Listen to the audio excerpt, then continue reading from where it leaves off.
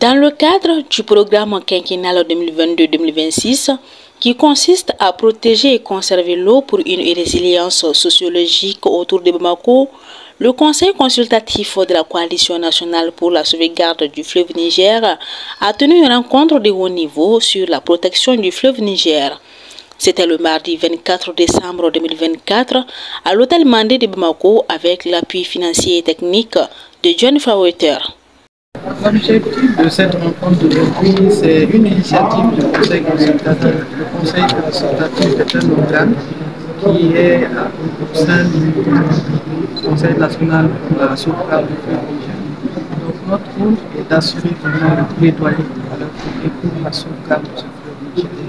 Vous savez, le fleuve Niger est vraiment la cheville nourricière de ce pays, qui traverse plus de 1500 km. Et donc, pour nous, c'est essentiel qu'il change de physionomie. Les services écosystémiques sont menacés, l'écosystème même est menacé, la ressource elle-même est menacée. Donc, qu'est-ce qu'il faut faire? Nous pensons que le plaidoyer, à travers ce genre de rencontre, peut être utile. Parce qu'à cette rencontre, nous avons les représentants de l'État, la société civile, donc des services techniques, mais également des privés et des représentants des communautés.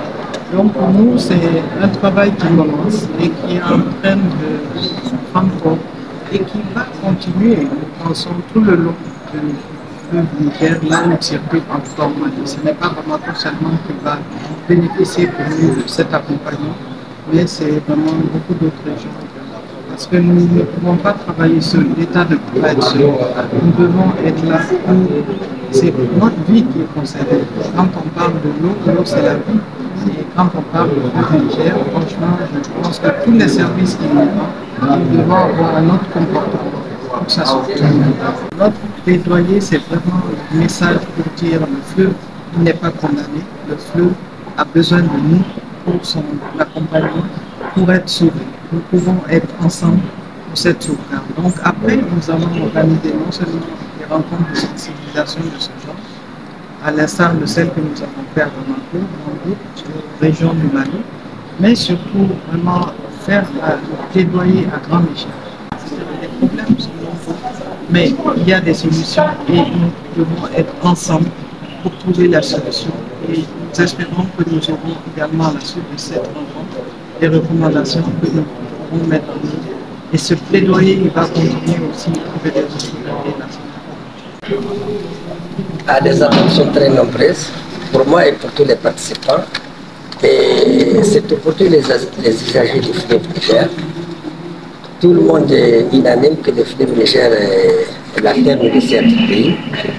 Nous avons à peu près 60% de la population malienne qui est dans les bassins du fleuve Niger. Parce que le fleuve, ce n'est pas seulement les lits que vous voyez qui coulent derrière nous. Le fleuve, c'est aussi son bassin. C'est ses affluents, ses défluents, les lacs qui l'alimentent. Et donc toute cette population qui travaille, et qui produit, qui se nourrit et qui nourrit les autres Maliens.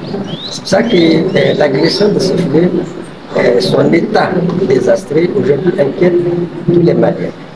Et malheureusement, à plus de changements climatiques, à plus des effets naturels, notre action, l'action de l'homme, est extrêmement dangereuse pour ce fleuve.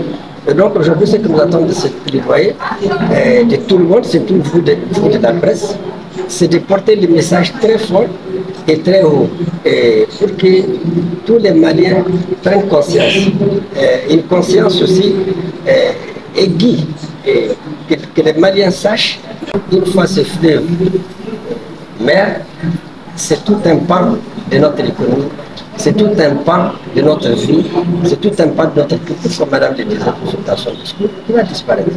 C'est la population qui utilise les fleuves, c'est la population qui se trouve dans la partie du fleuve. Vous savez, il y a énormément d'activités économiques qui sont faites aussi. Vous avez des maraîchers, vous avez ceux qui prennent l'eau d'irrigation, vous avez malheureusement l'industrie qui utilise aussi les eaux du fleuve pour son travail. Vous avez aussi de façon très malheureuse les teinturières qui utilisent les fleuves Tout ça, c'est des activités économiques qui nourrissent des familles. Mais malheureusement, des activités économiques qui ont un effet très dévastateur sur les filles. Alors donc, je crois que les messages que je voulais lancer, les messages que notre atelier se propose de lancer, c'est en direction non seulement des populations, mais aussi des décideurs politiques. Pour qu'un jour, on comprenne que dans notre esprit, il doit s'inscrire aussi que sans le Niger, nous ne sommes rien.